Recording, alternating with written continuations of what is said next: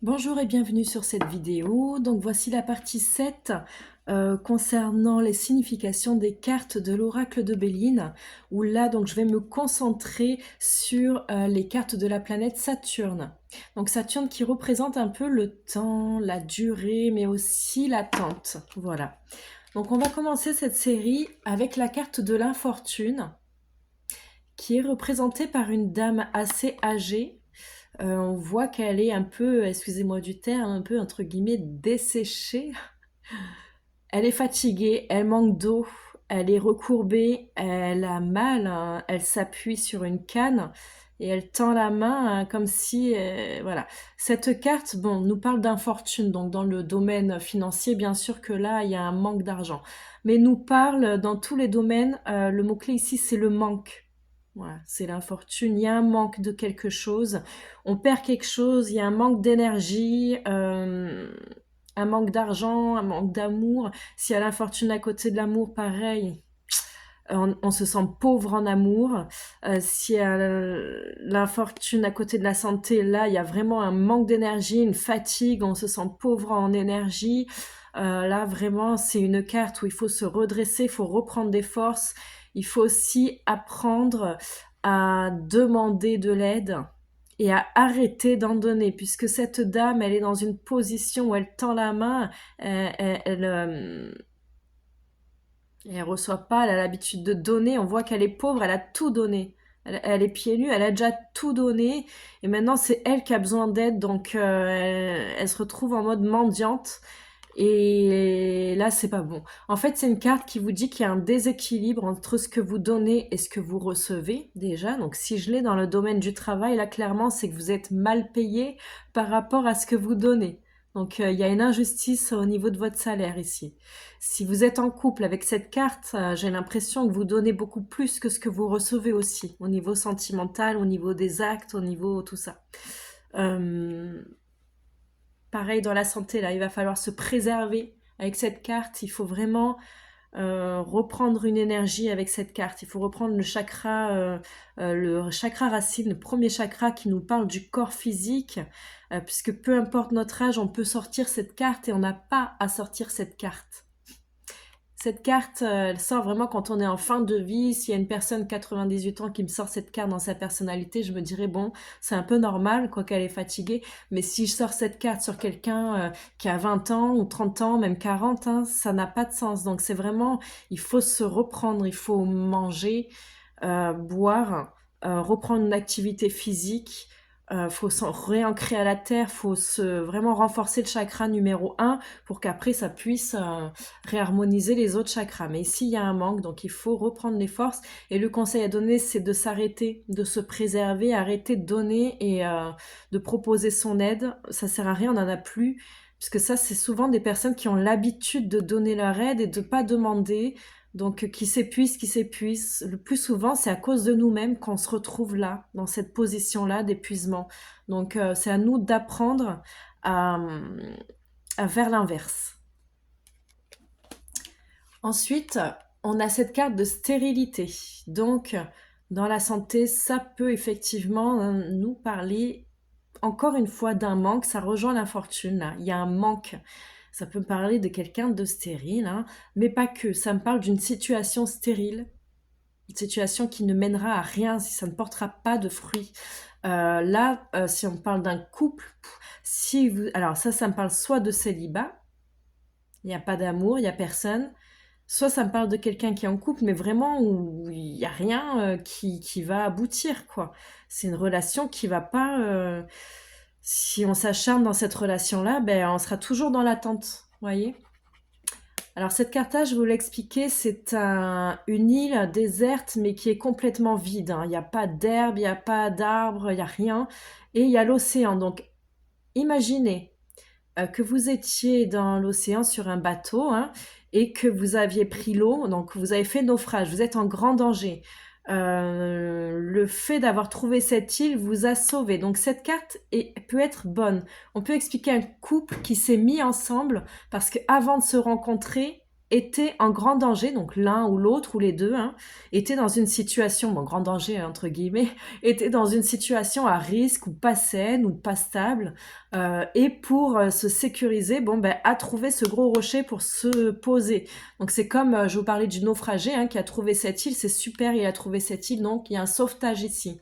Par contre, il y a un point négatif de ce sauvetage. Imaginez comme pour de vrai dans la vie réelle, on tombe dans l'eau, on trouve cette île, mais on peut pas rester sur cette île.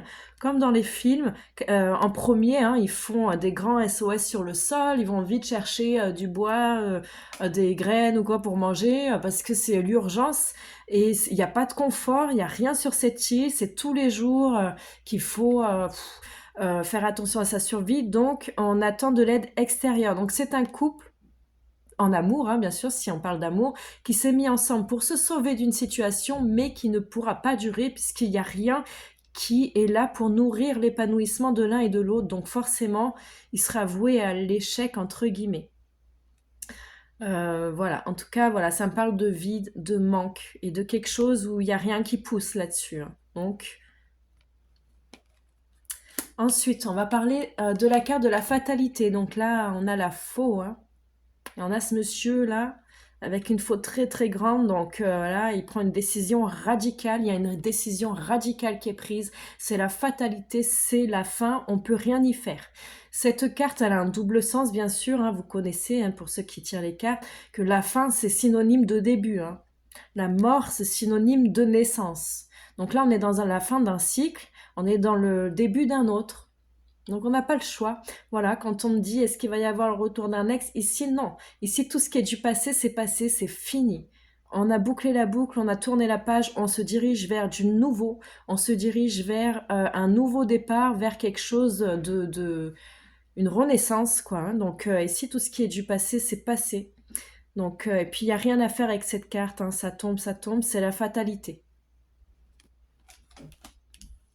Ah, ici, une carte un peu plus belle, un plus jolie, puisqu'on a la carte de la grâce avec cette colombe et ce triangle de lumière. On voit que c'est l'aura de la colombe qui, alors le triangle, c'est symbole de protection, donc cette colombe est très protégée par la lumière, donc une protection divine. Comment vous dire cette carte? C'est un cadeau. La grâce, c'est comme un prisonnier qui a commis, bon, je vais aller au pire, hein, un meurtre, qui demande la grâce au président et que le président lui accorde. Voilà, c'est tout simplement ça. Vous avez fait une boulette et hop, on vous pardonne. C'est la carte de la protection divine, c'est la carte du pardon, c'est la carte de c'est pas grave, on passe à autre chose. C'est aussi, ça peut représenter la beauté, la grâce, hein, la féminité, hein. Donc en amour, on peut parler de quelqu'un assez féminin, assez, qui pardonne assez facilement, qui est dans le pardon. La grâce divine aussi, on peut me parler d'un procès qui tombe en votre faveur, quelque chose, une décision qui tombe en votre faveur. Ici, c'est en votre faveur.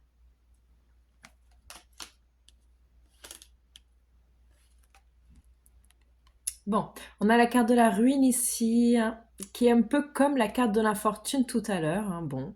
Sauf qu'ici, il y a encore des trucs, des choses positives, un peu plus positives. Donc ça commence par une tour, enfin ça commence, pardon. En bas, on voit une tour hein, bien construite, hein, et plus on monte, plus on voit que pouf, ça se détruit. Donc ce qui est bien, c'est que on a encore la base de la tour qui est là. Hein, il y a le reste, il y a juste le haut qui va pas, il faut faire quelque chose, mais bon. Donc le mot ici, c'est ruine. Donc effectivement, là, ça parle encore d'une perte, hein. Là, en argent, avec la ruine, ben, forcément, il y a soit des dettes, soit une dépense imprévue qui nous a ruinés, soit, bon, faut voir d'où ça vient avec les cartes d'autour, mais on parle aussi là d'un manque, hein, d'une quelque chose à combler, d'accord? Quand on parle dans le domaine sentimental, on parle d'une relation qui a été bien construite au début et qui a eu des blessures. Et que là, par contre, c'est une carte d'urgence. Par contre, la ruine, elle vous dit pas que tout est fini. Elle vous dit que là, ça va pas du tout. Mais c'est urgent de faire quelque chose pour que ça aille mieux. Parce que ça peut aller mieux là. Là, on peut réparer la tour. Il y a des cartes où, comme la fatalité, où on peut rien faire, c'est comme ça. Même si on essaye, on a beau tenter, on a déjà tenté, ça ne mènera à rien, c'est comme ça. Là, on peut tenter de réparer, puisque, voilà, imaginez, vous habitez dans cette maison, qu'il manque le toit, bon ben, heureusement qu'il reste les murs. Donc on peut rester l'été comme ça va, 2, 3 jours s'il pleut pas, mais s'il pleut, bien sûr que ça va couler, et donc ça va être désagréable, et en plus, les fissures risquent de s'agrandir, donc c'est très urgent de consolider ce toit-là tout de suite, tout de suite. Donc en couple ou quoi, ou même en argent, ou dans le travail, on dirait qu'il y a des choses à réparer, faut penser au passé là, avec cette carte et se dire qu'est-ce qui s'est brisé qu'il faut que je consolide là pour avancer, parce qu'on ne pourra pas avancer si ça reste fragile quoi. Tout ce qui est fragile, faut le reprendre et mettre du scotch, mettre du pansement dessus, du sparadrap et se pardonner et réparer les choses. Si on attend là quelques semaines de plus ou voire quelques mois de plus, cette carte elle dure 6 mois, un an quoi. Vous ne pouvez pas rester dans cette énergie. Cette énergie, elle vous dit que c'est urgent, hein. Voilà, vous pouvez réparer les choses. Et forcément, si les choses bougent pas, ben, cette carte, elle est vouée à l'échec, elle est vouée à la destruction, hein. Donc, à voir les cartes qu'il y a autour, hein, si on a du potentiel pour réparer ou si on n'a pas de potentiel, dans ces cas-là, ça sera voué à l'échec. Mais voilà, c'est une carte qui explique beaucoup de choses. Alors, la carte de la rune aussi peut nous dire qu'on perd donc de l'argent, mais qu'on perd de l'énergie, qu'on perd des amis, qu'on perd du temps, hein. C'est une carte de perte, hein. Voilà, donc on continue avec la carte du retard, avec cette fameuse roue hein, qui est bloquée, hein, la roue de la fortune. Donc là, votre fortune est bloquée. Elle est bloquée entre deux falaises, deux grosses falaises, deux gros rochers. On peut rien faire à part la pousser ou attendre qu'il y ait une grosse tempête. Voilà, il faut attendre. Donc c'est une carte pas de fatalité là. C'est pas bloqué à vie. C'est juste retardé. Faut faire attention avec cette carte, faut pas se tromper. C'est retardé. C'est pas pour maintenant, donc ce sera pour plus tard. Ici, on voit que vous êtes dans l'attente, vous attendez, il y a une situation bloquée, vous vous sentez bloqué, il y a quelque chose qui n'avance pas. Voilà, faut attendre, c'est pas le moment. Si c'est pas le moment pour ça, c'est le moment pour autre chose. Donc, faut se concentrer à voir s'il n'y a pas autre chose à régler en attendant, mais ici, faut attendre. Voilà, il faut voir autour si cette attente peut être débloquée par un acte ou si c'est le temps, s'il faut attendre vraiment du temps, parce que des fois c'est les actes qui débloquent ou c'est le temps qui débloque. Donc on faut voir ce qui peut débloquer. Voilà, s'il y a des cartes de rapidité, de longévité, on peut voir. Hein, si c'est la carte du passé, c'est qu'on a beaucoup attendu. Et s'il y a une carte de libération, c'est qu'enfin on se débloque après avoir beaucoup été bloqué. Si c'est dans le futur aussi, à interpréter selon les cartes d'autour et de la question. Voilà, donc on va terminer, pardon, excusez-moi, avec cette carte du cloître, avec un mur, un mur assez haut, et avec une grille, hein. Donc ici, on voit, c'est la carte de la prison, du prisonnier. C'est une carte un peu une punition karmique, carte du cloître, un peu comme le despote. Il y a d'autres cartes hein, qui me représentent aussi cette carte de punition karmique. Mais ici, voilà, c'est la carte de, il y a une peine à payer, il y a une punition, hein, et on paye. Voilà. Donc si on ne comprend pas, ça peut être dû à une vie antérieure aussi, cette carte-là, hein, une punition karmique de toute façon, ou alors on a fait une connerie, on paye, voilà. Bon, c'est la carte du prisonnier. C'est la carte aussi de celui qui se sent très enfermé, qui se sent limité, pas libre. Il se sent pas libre de faire ou de dire ce qu'il veut ou d'aller où il veut.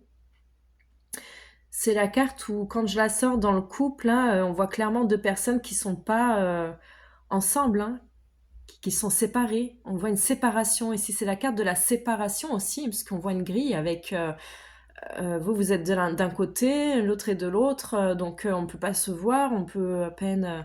Donc c'est une carte hein, ouais, de séparation, d'attente encore une fois. La grille peut s'ouvrir, hein.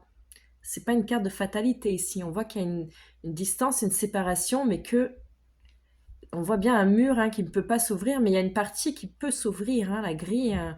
Voilà, donc c'est comme un prisonnier. Il a forcément, à moins qu'il ait pris la peine de mort, hein, tout dépend s'il y a la fatalité et tout ça. Alors, toutes plein de choses dans la carte, là, c'est bon. Mais en général, cette carte, si elle est bien accompagnée, on peut y voir une libération, quand même. Voilà, et c'est aussi quelqu'un qui se sent très seul, hein, et quelqu'un qui se renferme sur lui-même, où là, il faut l'inciter à faire un effort, à s'ouvrir et à sortir de chez lui un petit peu, hein, parce que de rester dans cette énergie, c'est pas très bon, hein. On risque de prendre l'habitude et le temps passe et on loupe beaucoup d'opportunités si on n'ouvre pas les portes nous-mêmes de la vie, eh bien on restera dans des portes fermées toujours devant nous. Donc à nous aussi de s'ouvrir les portes, d'inviter les gens, d'ouvrir la porte de chez nous et d'aller chez les autres et de s'ouvrir un petit peu notre cœur et tout. Hein. Si ça parle de personnalité, vraiment on parle de quelqu'un d'assez fermé là. Donc et c'est une énergie assez négative, hein, parce que ça peut faire du mal, ça peut faire que la personne ne s'épanouisse pas si elle reste fermée. Il faut qu'elle s'ouvre pour trouver l'épanouissement quand même et c'est un peu le but de la vie, donc la liberté. C'est une carte qui incite à la liberté et à rechercher la liberté, celle-là, et à s'ouvrir.